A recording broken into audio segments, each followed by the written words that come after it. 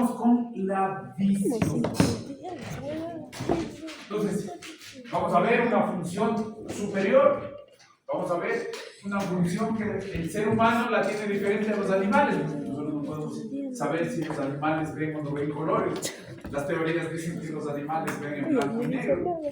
Entonces ahí viene la pregunta, ¿por qué el toro va hacia lo rojo? Entonces todos esos estímulos no podemos concluir. Ojalá la ciencia en algún momento nos diga qué es lo que está pasando. ¿Qué tenemos acá? Receptor, vía aferente, centro analizador y diferente de respuesta. ¿Cuál es el receptor de lo visual? ¿Dónde está el receptor de lo visual? En la retina tengo receptores de luz. Tengo a los bastones y los conos. ¿Dónde termina analizando toda esta información? En el área 17 del lóbulo occipital. Entonces nosotros vamos a lo que ya tenemos como idea, vamos a profundizarlo en la clase de hoy, sin tampoco llegar a un conocimiento de especialidad, solamente hasta el médico general. Vamos al tema de dato importante, la decusación. Hay vías que se cruzan, hay vías que no se cruzan, y el sitio del cruce de la vía visual, ¿dónde es? ¿Dónde está decusación visual? En el quiasma óptico. El quiasma óptico está aquí y es el que revela el cruce para mantener el principio. El hemisferio derecho gobierna el cuerpo izquierdo, el hemisferio izquierdo gobierna el cuerpo derecho. ¿Qué es la luz? Energía física. Es una onda electromagnética que nos va a nosotros reflejar luminosidad.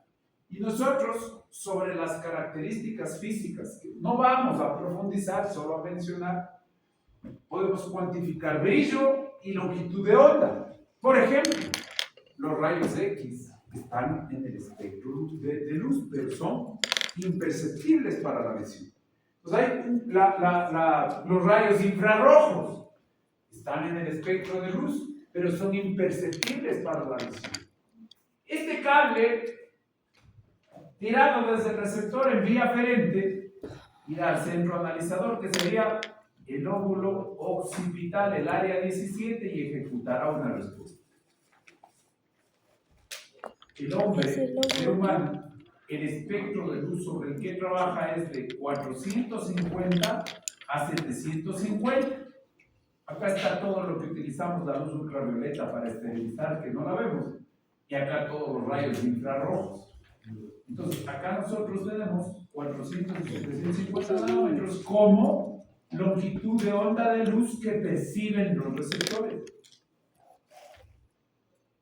Siempre hemos comentado de que la anatomía nos viene encima y que el libro de Constanzo, algo que hemos tenido que conversar bastante con los profesores, nos permite a nosotros revisar anatomía antes de entrar con la fisiología. La anatomía nos dice que tenemos 3 capas en el ojo. La exterior o fibrosa, constituida por la córnea, la conjuntiva y la esclerótica. Entonces, les cuento, la esclerótica es la parte blanca del ojo. La conjuntiva es este borde, esta membrana que recubre, que reviste los párpados y es la estructura externa del ojo. La capa media es vascular, está constituida por la iris por el iris y la coroides. Entonces, aquí tenemos al iris, que es la capacidad de permitirle a la pupila de abrir o cerrarse para la luz.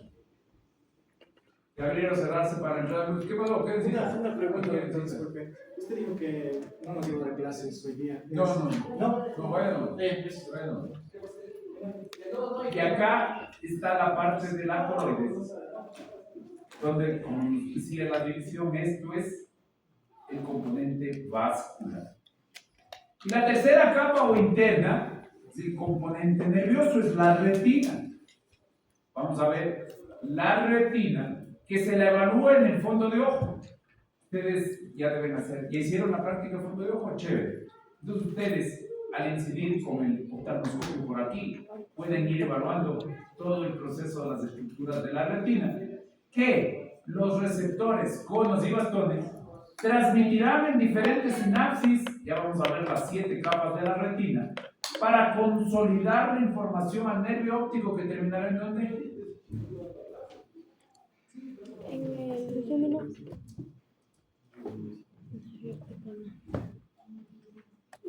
Terminará donde. Área 17 del lóbulo occipital. Entonces, ahí están las 3 capas: fibrosa, vascular y nerviosa. ¿Cuál es la idea? ¿Quién es el receptor? Los conos, que terminan así en esta punta, y los bastones. Aquí vamos a evidenciar sustancias químicas fotosensibles para captar la información. Entonces vamos a ver cómo la retina, puesta en todo este contexto, consolida la información que va a ser sinapsis en las siguientes neuronas. Y esto es lo que ustedes aprenden en la práctica. ¿Quién están ustedes? Cabezas. Entonces, usted debe aprender a reconocer la circulación, que es importante. La circulación de la retina refleja el proceso de la microcirculación cerebral. Una persona con diabetes, con hipertensión, yo puedo ver el tiempo de evolución de la diabetes y de la hipertensión con el fondo de ojo. Aquí tengo la mácula, la fovea y la papila. Evidentemente una sola práctica no les permite hacer esto. Normalmente uno pasa 4 horas de práctica metidos en un cuarto oscuro para tratar de ir reconociendo la anatomía. No se desespere si no lo puede lograr. De hecho, hay que entrenar el ojo. El ojo derecho examina la parte derecha, el ojo izquierdo examina el ojo izquierdo. Y hay que aprender a manejar el aparato sobre la regulación de los déficits visuales que tenemos las personas que utilizamos lentes. Y entonces, este es el principio de la anatomía. Por aquí entra la luz. Y aquí tenemos al lente que controla la visión de cerca y de lejos, que es el cristalino. El globo ocular está lleno de líquido. Ese líquido permite controlar la incidencia de la luz. En la cámara anterior está el humor acuoso y en la cámara posterior el humor vítreo.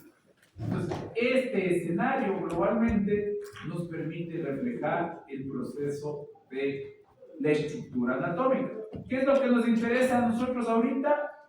La incidencia de luz por aquí para trabajar en la retina y en la neurofisiología, entender cómo esa información va por el nervio óptico al lóbulo occipital.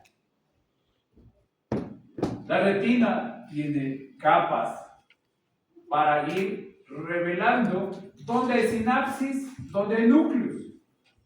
A la retina se le define como un epitelio sensorial especializado, igual que las papilas gustativas, igual que el órgano auditivo. No se olvide, piel y olfato terminan, sus receptores son terminaciones nerviosas directamente. Este es un escenario que refleja entonces la especialización para que el cono, que está aquí, unido a los bastones, cada uno tiene un rol específico, puedan captar lo visual. Entonces, ¿cuál es la diferencia entre bastones y conos? Ya vamos a sustentar anatómicamente el por qué.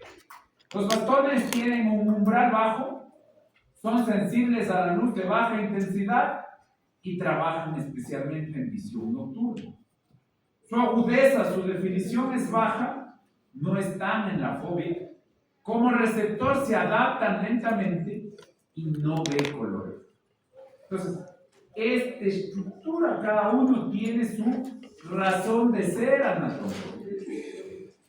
Y los conos tienen un umbral alto, son sensibles a la luz de alta intensidad, sirven para la visión diurna, tienen la agudeza alta, es la que nos permite distinguir las letras. Se encuentran en la fobia, tienen adaptación precoz y son el que ve los colores. Entonces ya no es tan simple como decir conos y bastones, sino cuál es el rol de cada uno de ellos. Vamos a ver en total 8 capas de la retina. Desde las células pigmentarias hasta terminar en el nervio óptico. ¿Qué es lo que yo tengo que buscar y aprenderme en estas capas? ¿Dónde hay sinapsis y dónde están los núcleos de las células? Y además voy a aprender y buscar a 3 tipos de células en específico que son parte de la transmisión de información. Debemos buscar en qué capa están las células bipolares, las células horizontales y las células amácrinas. Vamos con la primera capa. Se llama capa de células pigmentarias. Esta es una imagen de una célula de esta capa. Es como un pulpo teniendo tentáculos para evitar que la luz se disperse. Aquí vamos a tener una reacción química en la que la estructura química que se llama todo transretinal se convierte en onsis retinal, que es la forma que va a llegar a conos y bastones. Aquí hay una reacción química para captar la luz. Recuerden que la tarea de la neurofisiología es que el estímulo electromagnético se convierta en señal química, en potenciales de acción. La segunda capa es la de los fotorreceptores.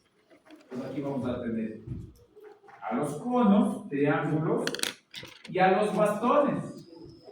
Su cuerpo celular está en la segunda capa. ¿Y qué es lo que va a hacer en las siguientes capas? Sinapsis, aquí otra neurona sinapsis, aquí otra neurona sinapsis. Y entonces mientras más sinapsis, ¿qué decíamos? Más elaboración de la información. Mientras más sinapsis, más calidad de información hacia el cerebro. Fíjense, en un espacio tan pequeño, tenemos múltiples sinapsis para darle esa cualidad al humano de distinguir luz y colores. Otro esquema, este es el que me parece a mí mejor contextualizado. Decimos, la primera, el epitelio pigmentado, tentáculos para captar y evitar que la luz se disperse. La segunda, los fotorreceptores.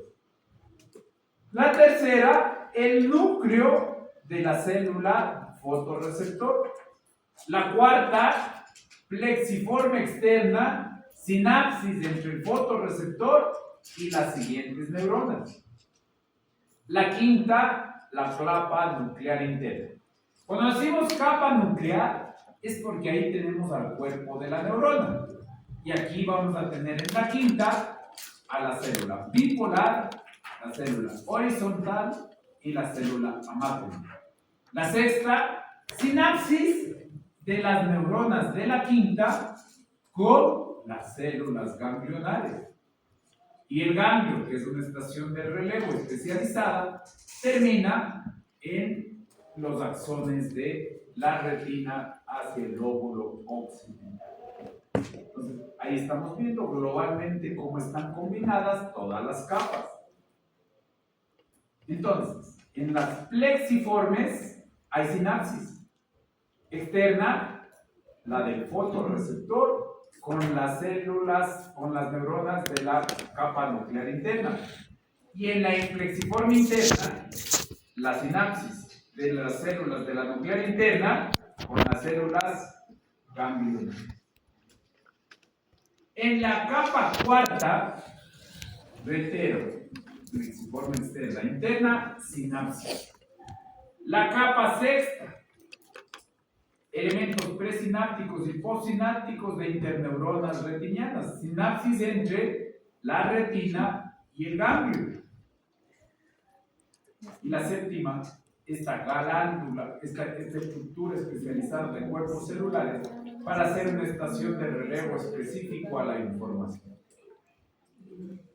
En la última capa tenemos a los axones. Y aquí los axones de la retina formarán y se fusionarán en el nervio óptico para entrar por el disco óptico hacia el lóbulo occipital. Entonces, preguntas de las capas de la retina: sinapsis, núcleos, comunicación. Aquí, ¿cuál es la capa más importante? La de los fotorreceptores. Entonces, tenemos que meterle más detalle, más información. Tenemos que entender por qué hay diferencias fisiológicas entre conos y bastones. Doc, la primera capa, la de las células pigmentarias, ¿es de sinapsis o de núcleo? Las células son las como pulpo. Ajá. Estas son las que, como a manera de tentáculo, evita que la luz se disperse para concentrarla en los fotorreceptores. Es de esta fila de aquí.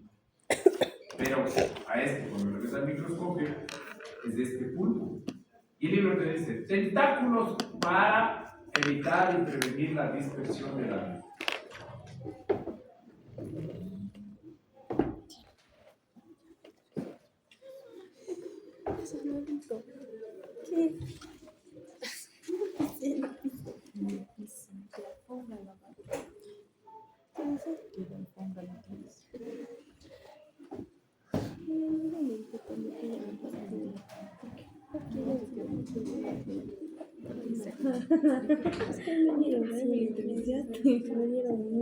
Preguntas. ¿Sabes cuántas veces han venido? 630. Mira, chicos,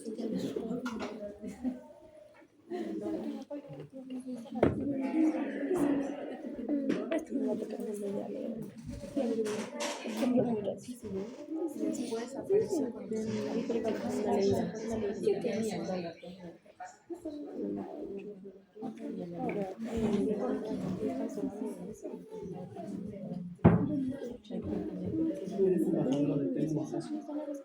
le metí a la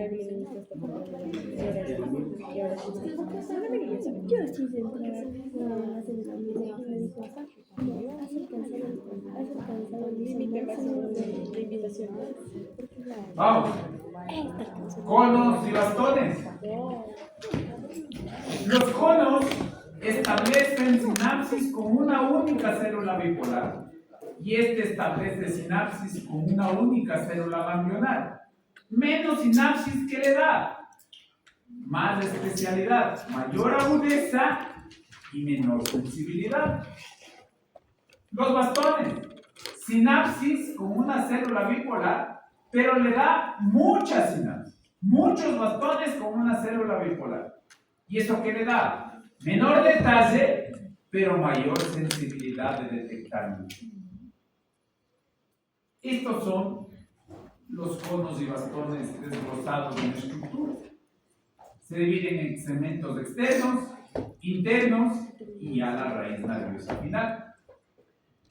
Estos tienen en su superficie el pigmento fotosensible. El bastón tiene incrustado el pigmento aquí en estos discos de membrana doble y el cono tiene el pigmento en los repliegues de la membrana. Ahí está la foto. Este es el concepto de por qué cambian de nombre. Entonces, la rodopsina es el pigmento sensible a la luz. Mientras más pigmento de los bastones, más sensibilidad a la luz. El bastón va reponiendo y reemplazando estos discos conforme se van utilizando. El cono no. ¿Dónde se sintetiza el pigmento? En los organelos intracelulares del segmento interno, respectivamente de conos y bastones. Esta es la fábrica de la rodopsina, que se va ubicando en la parte del segmento externo por esta comunicación chiquitita que está aquí, que se llama cilio. Y entonces, ¿cómo funciona? La fotorrecepción, es decir, la tarea de lo físico hacerle químico, El primer paso es la reacción química del 11-cis-retinal, convertirse en todo transretinal para evolucionar a esta sustancia, la metarrodoxina 2. Entonces, ¿cuál es el proceso global que vamos a ver ahorita a detalle? La fotorrecepción. ¿Qué es la fotorrecepción? La transducción de los bastones y conos a la energía física en convertirla en energía química. El primer escenario es que la luz modifica estos componentes químicos. Esta es la rodopsina, el pigmento fotosensible, constituido por dos componentes. La opsina, que es una proteína G, y el retinal, que es un componente de la vitamina A. Entonces, ¿de qué se trata esta fotorrecepción? La luz llega a la retina y se fotoisomeriza el retinal. El 11-cis-retinal convierte químicamente a todo transretinal. Estos cambios conformacionales hacen que se produzca metarrodoxina 2. ¿Qué es la metarrodoxina 2? El primer cambio químico que tiene una característica: amplifica la respuesta. Cada molécula de metarrodoxina 2 se une con 800 de proteína G. Nosotros conocíamos a las proteínas G, Q, S, I. Aquí en la visión vamos a conocer a la proteína G, T. ¿Qué es esta T? Se llama transducina. Entonces, ¿qué te dice la abuelita? Come zanahorias para mejorar tu visión. ¿Cómo influye la zanahoria? En la reacción química de la regeneración del 11-cis-retinal a partir de convertir el todo transretinal. Aquí se requiere la participación de la vitamina A.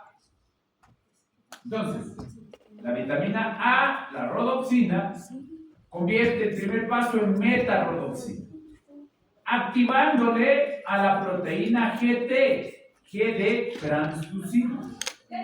¿Qué hace esta proteína GT? Activa una fosfodiesterasa. La fosfodiesterasa, ¿qué se activa? Es encargada de destruir el GMP cíclico. Por lo tanto, en presencia de luz, disminuye el GMP cíclico. ¿Qué hace el GMP cíclico? Cierra los canales de sodio. Pues fíjense, la luz sigue toda esta cascada química para convertir en potencial eléctrico a la energía física. En la membrana del fotorreceptor, estos canales de sodio regulan con el GMP cíclico la estimulación con el neurotransmisor glutamato. ¿Qué es lo que va a pasar? Y estos dos párrafos resumen esta fotorrecepción.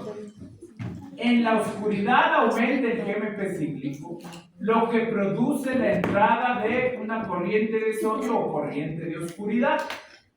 En la presencia de luz se da la cascada. Disminuye el GMP cíclico, como estamos viendo acá. Cierra los canales de sodio, reduciendo la entrada de sodio y produciendo hiperpolarización. Entonces, el aumento del GMP cíclico despolariza, la disminución del GMP cíclico hiperpolariza. Y aquí termino en dos opciones. Disminuyo la liberación de glutamato y voy al receptor de canal iónico excitatorio, hiperpolarizo. Disminuyo la liberación de glutamato, que es un neurotransmisor excitatorio, disminuyo la respuesta inhibitoria en el receptor metabotrópico de proteína G, despolarizo. Entonces, ¿qué es lo que está haciendo la luz? Apagar o prender caminos nerviosos. Y esto sería la explicación didáctica. La luz va a estimular campos visuales y va a inhibir campos visuales. Entonces, nosotros tal como que fuéramos píxeles, Con esta estimulación podemos tener este tipo de imágenes. Sin embargo, la evolución no es tan simple. La evolución ha llevado a más sinapsis y los campos que están estimulados o hiperpolarizados, el uno prendido y el otro apagado, te permite construir imágenes. El uno prendido y el otro apagado te permite construir colores.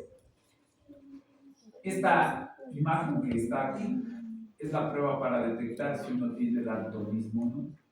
Si no puede prender y apagar las vías nerviosas, no puede reconocer los números que están aquí. Si yo puedo prender y apagar las vías nerviosas, mi estímulo me permite reconocer al número 7 aquí. Y esto es la dificultad de no poder hacer el daltonismo. Reforcemos la idea de prender y apagar. Y volvemos al escenario de los campos receptores. El centro aquí está estimulado, la periferia del receptor está inhibida. Este se llama centro on, contorno off. Y acá, centro off, contorno on, para ir construyendo los diferentes estímulos nerviosos en el área cerebral. ¿Cuál está prendido? ¿Cuál está apagado? Esto sigue subiendo y va a ir a la siguiente información, que es el tracto genicular. Entonces, el glutamato va a decidir con sus dos tipos de receptores si despolariza o hiperpolariza. Y entonces, cada uno de los actores de la vía visual tiene receptores que se prenden, receptores que se apagan. El fotorreceptor le da su información a la célula bipolar y horizontal, que le da su información a la sinapsis del cambio, que se comunica con el tálamo, con las células del cuerpo geniculado lateral y terminan en la corteza visual. Cada estación que voy subiendo va diciendo, este campo está prendido, este está apagado, prendido, apagado, y va recibiendo neuronas de asociación. Y por eso es que se mejora, no es en blanco y negro, se mejora a colores y se mejora con toda la información que yo recibo, la imagen que termina el cerebro interpretando.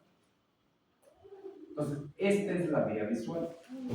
Receptor, vía aferente, con campos receptores que se prenden, se apagan, vías que despolarizan, vías que hiperpolarizan, para terminar en el cerebro, guardando la forma y la orientación de las figuras.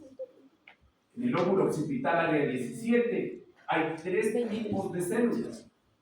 Las células simples, las complejas y las hipercomplejas. Las células simples responden a las barras de luz con posición y orientación correcta. Las complejas, barras de luz en movimiento o bordes de luz con la orientación correcta. Y las hipercomplejas responden a las líneas de una longitud particular con curvas y ángulos. Cada una de estas células de la corteza visual está especializada en transmitirnos información específica. Y con esto terminamos.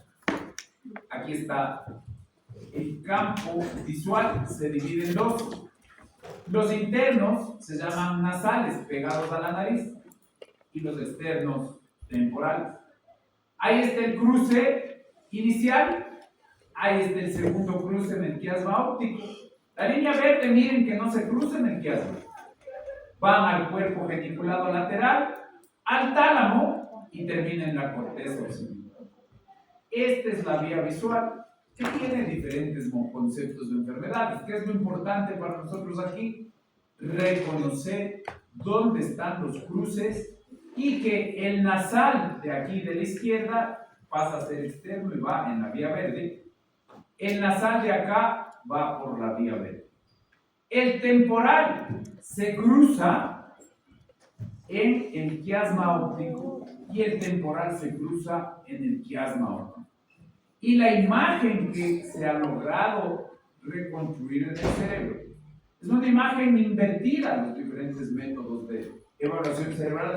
Estamos viendo de cabeza, pero nuestro cerebro ya nos transmite la visión en la posición adecuada, utilizando el área que, como yo les había dicho, a partir de que hay tumores, hay enfermedades, se va especificando y es el área 17 del lóbulo occipital.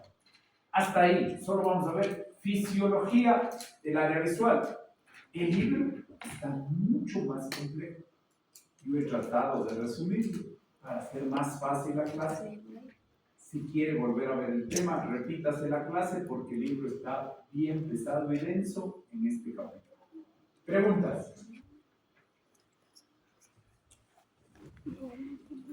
Nos toca, entonces de aquí nos vemos el día miércoles para hacer audición y la prueba. Les reitero, por favor, sigan realizando dudas, vacíos del aporte 1 y 2 para prepararnos para el examen final. Estamos en la semana 15, nos quedan 3 semanas de clase, 15, 16 y 17. Por favor, prepárese en el objetivo de estudio hacia el examen final. Si no hay preguntas, quedan libres.